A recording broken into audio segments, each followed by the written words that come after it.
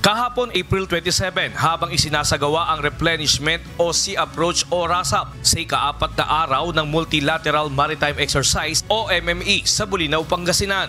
4 na barko ng China ang namataan ng mga sundalo ng BRP Ramon Alcaraz PS-16. May layo ito na 7 nautical miles habang nakasunod sa mga barko ng US, Pilipinas at Japan.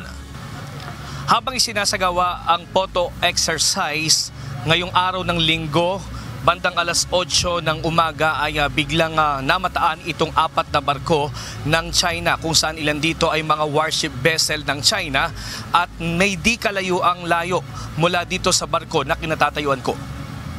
Para makumpirma na Chinese vessels ang namataan, gumamit pa sila ng teleskopyo at doon nakita ang 3 barkong pandigma ng China. Pero nang inikutan at lumapit ang isang barko ng US sa ilang Chinese vessel, doon na tuluyang lumayo ang mga ito.